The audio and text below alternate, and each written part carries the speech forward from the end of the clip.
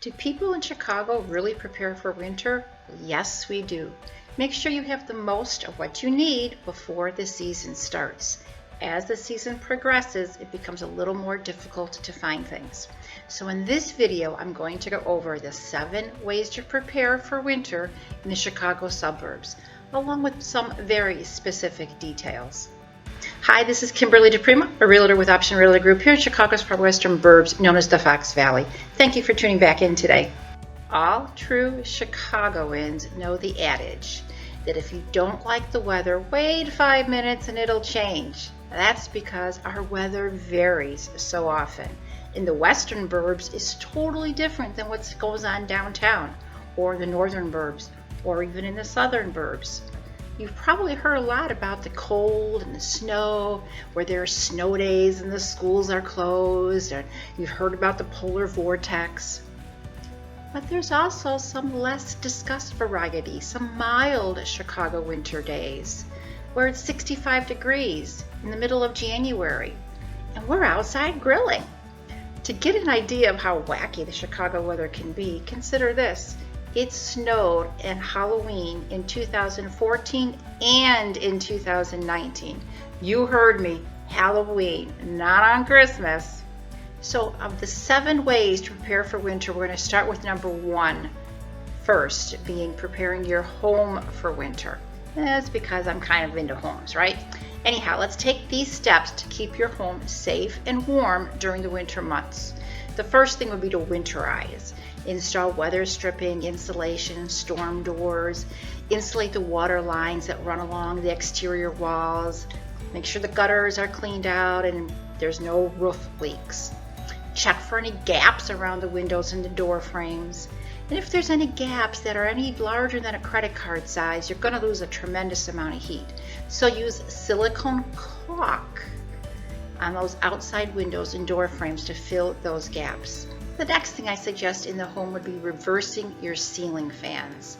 Ceiling fans are shaped so that if they run in a clockwise direction, you will push the heat down into the room instead of letting it rise naturally. This would be great for homes with high vaulted ceilings in order to keep that warm air down around the people instead of rising up into the ceiling. The next thing I suggest to do in the home is really outside your home, is to bring in any outdoor hoses, sprinklers, and remove any water that might be in them. Make sure you turn off any outdoor faucets very tight so that any undrained water in those pipes won't freeze when the water expands. The next thing you want to do is to make sure your garage is cleaned. Nothing is worse than having mounds of snow heaped up on your car. You want to make sure it's in the garage. Make sure you prepare the snow blower, snow throwers, or any shovels that you might need. Make sure they're in good operating order and buy some in advance if you need to. And if you have a fireplace or you're going to use your outdoor fire pit, make sure you pile the wood about 20 feet or so from the house or the garage, not in the garage, because mice like to make their nests in the wood piles. Another great tip to help your home capture heat during winter months is to seal and wrap your windows, prevent any cold air from seeping in. So you want to open the blinds and the curtains in the morning, take advantage of that natural light, and let the sun come roaring through those windows, but also raises the temperature in your room a little bit. And at nighttime, you want to make sure they're all cold and closed and keep that cold air out as well. The second point would make sure we dress for success. Our clothing. Have that winter coat ready. Set your vanity aside.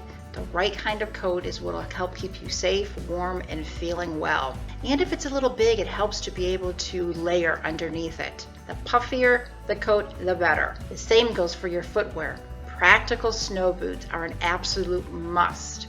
And sadly, they're not the things you're going to find on the Black Friday sales. Layering works best. Make sure your hands, feet, and your head are covered. So you want to make sure you have plenty of sweaters, wool socks, gloves, scarves, hats, and the right kind of boots. Third tip I would say is to make sure you plan for short trips outdoors. Take advantage of those sunny days. Get outside and take a walk, even if it's just around the 1 block. But what I used to do years ago is I had a neighbor I used to walk with. We walked all year long. If you're walking now, continue walking. You just keep adding layers, and then you don't really feel as cold as when you go out when it's 20 below. Well, maybe we didn't walk when it was 20 below, but you know what I mean. Your system and your body gets adjusted to the cold if you keep at it. Don't stop just because the weather turns colder. With that colder weather, I suggest we stay healthy and eat right. Make sure you keep lots of healthy foods on hand. If you can't walk outside, go to one of the malls. They have those wonderful open time frames where they open up early so you can walk indoors. Wear bright colors. It helps your mood to feel better.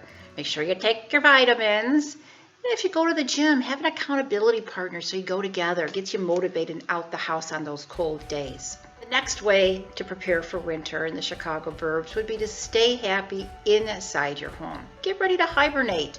Combat those chilly rooms. Create a warm, cozy home feel.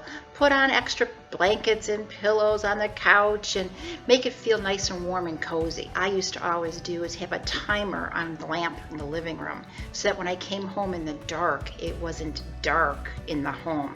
It made it feel bright and welcoming before I walked in the door. My sixth way to prepare for winter in the Chicagoland area would be your automobile.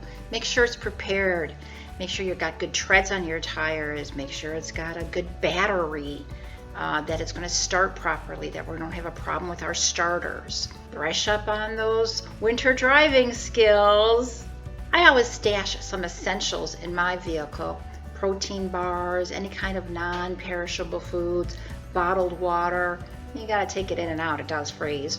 And a refillable plastic bottle so that if you really need to, you can put snow on it and it could melt. They always suggest a winter survival kit for your car. An ice scraper, a snow brush, may not be the same. A compact snow shovel in the car so you can dig out if you need to. Any kind of non-toxic ice melter or cat litter will work. Any kind of an emergency thermal or heavy blankets just in case you need to keep warm if the car would break down.